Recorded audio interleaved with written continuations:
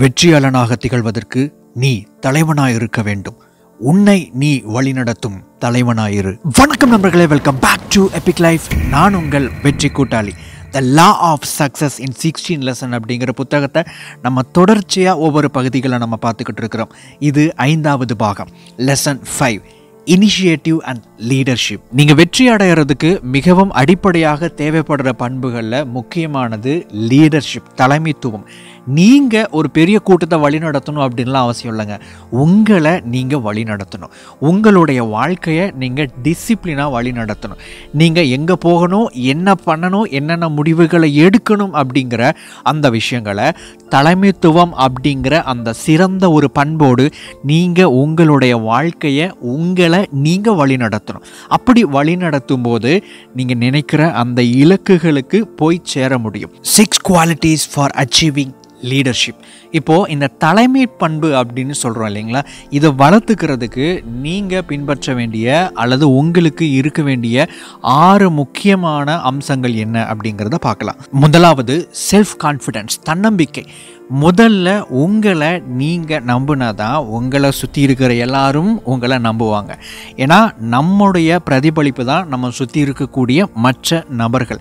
நாம் எப்படி நடந்துக்கிறோம், நமக்குள்ளே என்னென்ன விஷயங்கள் இருக்குது அப்படிங்கிறத ஜஸ்ட் அவங்க ஒரு கண்ணாடி மாதிரி பிரதிபலிக்கிறாங்க, அவ்வளோதான். அப்போது உங்களை நீங்கள் சரி செஞ்சால், உங்களை நீங்கள் நம்புனா மற்றவங்க உங்களை நம்புவாங்க, மற்றவங்க உங்ககிட்ட சரியாக நடந்துக்குவாங்க. இந்த தன்னம்பிக்கையை பற்றி நம்ம போன பதிவுகளில் ஏற்கனவே பார்த்துருக்குறோம். அதனால் நீங்கள் யாராவது அதை பார்க்கணும் அப்படின்னு நினச்சிங்க அப்படின்னா அதற்கான லிங்கை நான் கீழே டிஸ்கிரிப்ஷன்லேயும் கமெண்ட் செக்ஷன்லேயும் கொடுக்குறேன். அதை கிளிக் பண்ணி இந்த வீடியோ முடிஞ்சதுக்கப்புறம் அதை பாருங்கள். 2வது இனிஷியேட்டிவ். ஒரு விஷயத்தை ஆரம்பிக்கணும், ஒரு விஷயத்தை தொடங்கணும். இன்றைக்கி நிறைய பேர் ஏதாவது ஒரு புது முயற்சியை தொடங்கிறதுக்கு எக்கச்சக்கமான காரணங்களை சொல்லிக்கிட்டு இருக்கிறாங்க. நண்பர்களே, அந்த காரணங்களை எல்லாம் ஓரம் கட்டி வச்சுக்கிட்டு நீங்கள் எந்த அளவுக்கு அதிகமான செயல்களை துவக்குகிறீர்களோ அந்த அளவுக்கு உங்களுக்கு அனுபவமும் அறிவும் கிடைக்கும். நம்ம ஒரு விஷயத்தை புதுசாக செய்யவே இல்லை அப்படின்னா நம்ம தவறுகளே செய்ய மாட்டோம். நம்ம தவறுகளே செய்யலை அப்படின்னா நம்ம எதையுமே கற்றுக்க மாட்டோம். நம்ம கற்றுக்கவே இல்லை அப்படின்னா நம்ம எங்கே இருக்கிறோமோ அதே இடத்துலையே ஸ்ட்ரக் ஆயிடுவோம். நண்பர்களே, உங்களுடைய மனசில் ஏதாவது ஒரு புது முயற்சியை துவக்கணும் அப்படின்னு உங்களுக்குள்ள ஏதாவது ஒரு எண்ணம் இருந்திருக்கும். ஆனால் பலதரப்பட்ட காரணங்கள்னால அதை நீங்கள் ஸ்டார்ட் பண்ணாமையே விட்டுருப்பீங்க. அதற்கான சூழல் அமையாமல் இருக்கிறது, அதற்கான சாத்தியக்கூறுகள் வாய்ப்புகளே இல்லாமல் இருக்கிறது அப்படிங்கிற காரணங்களை விட்டுட்டு உங்களால் ஏதாவது ஒரு படி அதற்கான முயற்சியை எடுக்க முடியும் அப்படின்னா, அட்லீஸ்ட் 1% அதற்கான முயற்சியை எடுக்க முடியும் அப்படின்னா தயவு செஞ்சு தாராளமாக அந்த முடிவுகளை எடுங்க. அது உங்களுக்கு அடுத்தடுத்து என்னென்ன விஷயங்களை செய்யணும் அப்படிங்கிறது அது உங்களுக்கு கற்றுக் கொடுக்கும். ஒரு விஷயத்தை செஞ்சதுக்கப்புறம் அதை முடியல அப்படின்னு சொல்லுங்கள், செய்யாமையே அதை முடியாது அப்படின்னு சொல்லாதீங்க. 3வது டெசிஷன் மேக்கிங், சரியான முடிவுகளை எடுக்கணும். இந்த முடிவெடுத்தல் அப்படிங்கிறது லீடர்ஷிப்பில் ரொம்ப முக்கியமான ஒரு பண்பு. நீங்கள் முடிவெடுக்கணும். அப்போ அதுக்கு என்ன பண்ணணும்? முடிவெடுத்து பழகணும். நாம் பெரும்பாலான நேரங்களில் நம்ம மற்றவங்க யாரோ ஒருத்தங்க எடுக்கிற முடிவுகளை சார்ந்து இருக்கிறோம்.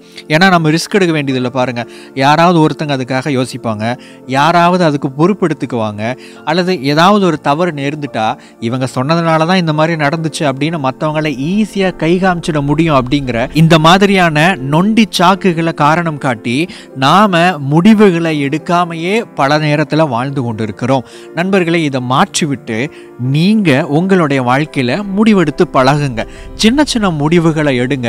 போக போக பெரிய பெரிய முடிவுகளை எடுக்கிறதுக்கான தைரியம் உங்களுக்கு அப்போ தான் கிடைக்கும். முடிவுகளே எடுக்கல அப்படின்னா முடிவுகளை எடுக்க முடியாது. 4வது அக்யூரேட் நாலேஜ், சரியான தெளிவான அறிவு அவசியம். அறிவே ஆற்றல் அப்படின்னு கேள்விப்பட்டிருப்பீங்க. நாம் அறிவை பெருக்கிக் கொள்ள வேண்டும். ஆனால் பெரும்பாலான நேரங்களில் நாம் உண்மையாகவே ஒரு விஷயத்தை கற்றுக்கிறோமா, ஒரு சரியான அறிவை நம்ம தேடுறோமா, சரியான அறிவை நாம் பெற்றுக்கொள்கிறோமா அப்படிங்கிறதே இன்றைக்கி கேள்விக்குறியாக இருக்குது. பெரும்பாலான நேரங்களில் நமக்கு தேவையில்லாத எக்கச்சக்கமான அறிவு நம்மக்கிட்ட இருக்குது. ஆனால் நமக்கு தேவையான போதுமான அறிவு கம்மியாக இருக்குது. அதனால தான் இன்றைக்கி நிறைய பேர் என்ன பண்ணுறது அப்படிங்கிற ஒரு கேள்விக்கான பதில் தெரியாமையே தேடிக்கிட்டு இருக்கிறாங்க. நண்பர்களே, உங்களுக்கு எது தேவையில்லையோ அதை தவிர்த்து விடுங்கள். எது தேவையோ அதற்கான அறிவை பெருக்கிக் கொள்ளுங்கள். உங்களுடைய ஃபீல்டு என்ன, உங்களுடைய இண்டஸ்ட்ரி என்ன, நீங்கள் எந்தெந்த விஷயங்கள் உங்களுக்கு முக்கியம் அப்படிங்கிறது முதல்ல உங்களுக்கு தெளிவாக தெரியணும்.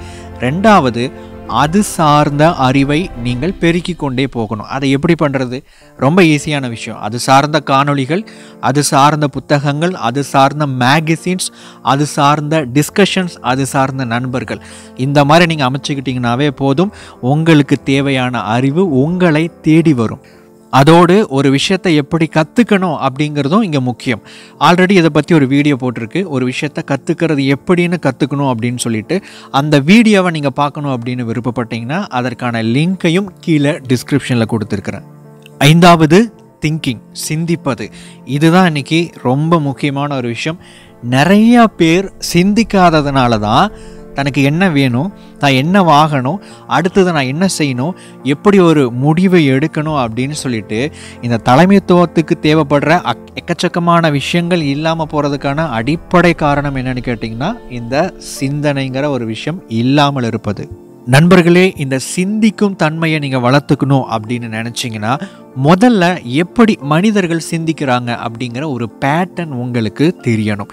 அதற்கு தான் புத்தகத்தை படிங்க அப்படின்னு சொல்கிறது, நிறைய ஆழமாக சிந்திக்கிறவங்களுடைய பேச்சு கேளுங்க அப்படின்னு சொல்கிறது. இது கொஞ்சம் ஸ்லோவான ப்ராசஸ் தான். இதுக்கு நிறைய டைம் எடுக்கும், நீங்கள் நிறைய டைம் ஸ்பெண்ட் பண்ண வேண்டியது இருக்கும். ஆனால் நீங்கள் இதை பண்ணுனீங்க அப்படின்னா உங்களுடைய டைம் அத்தனையும் ஸ்பெண்டிங்காக இருக்காது, இன்வெஸ்ட்மெண்ட்டாக இருக்கும். 6வது, never show fear or hesitation. தயக்கத்தையோ பயத்தையோ வெளிக்காட்டாதீர்கள்.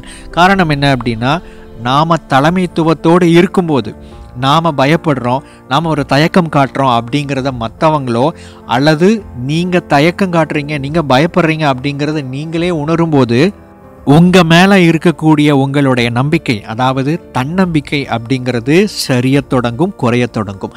நண்பர்களே, இந்த 2 விஷயத்தை ஒதுக்கி வச்சுட்டு முடிவெடுக்க ஆரம்பிங்க, துணிந்து செயல்பட ஆரம்பிங்க. நிச்சயமாக நீங்கள் ஒரு நல்ல தலைவனாக வளர முடியும். தலைமைத்துவம் அப்படிங்கிறது ஓவர் நைட்டில் ஒரே நாளில் உருவாகிற விஷயம் இல்லை, படிப்படியாக கட்டப்படுகிற பல அடுக்குமாடி கட்டிடம். அதனால் நீங்கள் பொறுமையாக தான் இதை கட்டியாகணும். ஆரம்பிங்க. கண்டிப்பாக நீங்கள் நினைக்கிற இடத்துக்கு அதை உங்களை கொண்டுட்டு போகும். அடுத்த வீடியோ பதிவில் மேலும் ஒரு பயனுள்ள தகவலோடு உங்களை சந்திக்கிறேன். தேங்க்ஸ் ஃபார் வாட்சிங்.